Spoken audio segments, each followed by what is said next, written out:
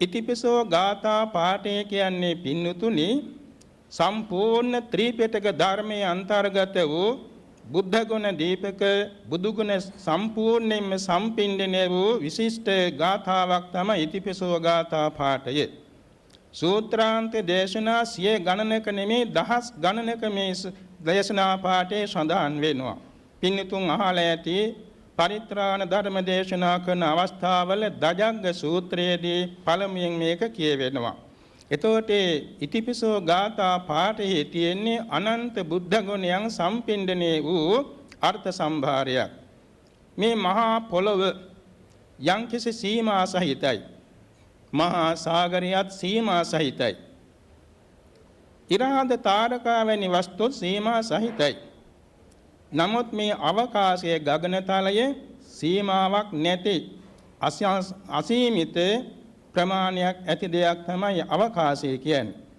පින්නතුන් අහලා ඇති දිනක් කාලකාරාම සූත්‍රයේ කාල බුද්ධ රක්කිත මහරහතන් වහන්සේ දෙසූ දවසේදී අටසිල් සමාදන්ව සිටියේ සද්ධාතිස්ස රජතුමා ඒ දේශනාවේ සවන් දීගෙන සිටියා. ඒ දේශනාවේ හැන්දෑවේ පටන් ගත්ත තැන සිට අලුයම ඉර උදාව දක්වා පැවතුණා. රජතුමා හිටිවනක් බණ ඇසුවේ පිරිස කෙළවර කාටවත් නොවඟවා. දෙසුම් කෙළවරදී මහත් හලින් සාදුකාර දුන්නා. රහතන් වහන්සේ දැනගෙන ඇසුවා මහරජුරෝ කොයි වෙලාවේද ආවේ? ස්වාමීනි පළමුවෙනි දේශනේ ඇහෙනකොටයි මං ආවේ. පළවෙනි ගාථාව. මහරජා මෙච්චර වෙලාවක් හිටගෙන බණ ඇසීම දුෂ්කර දෙයක් කළා නේද? නැත ස්වාමීනි මේ විදිහේ බුද්ධ ගුණ දේශනාවක් අහන්න ලැබෙනවා නම් මුළු ජීවිතේ වුණත් මම හිතගෙන බණ අහනවා.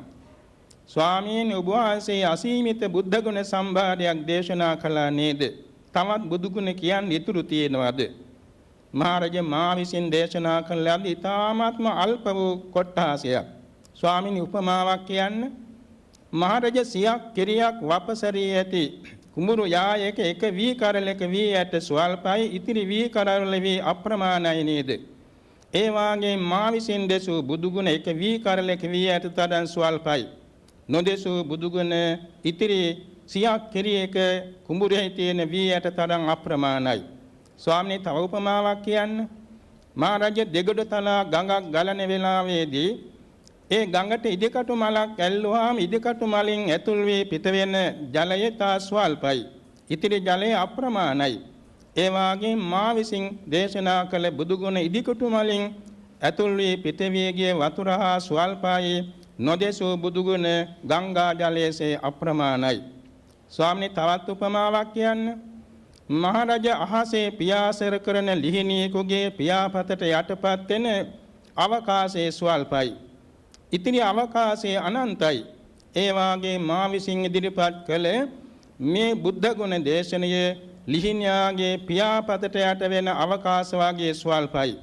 නොදෙසූ බුදු ගුණ ඉතිරි අවකාශය වාගේ අනන්තයි. සාදු සාදු ස්වාමීනි ගැළපෙන උපමාවක් කියවුණා නේද? ස්වාමීනි මේ තරම් බුදු ගුණ අනන්තයි.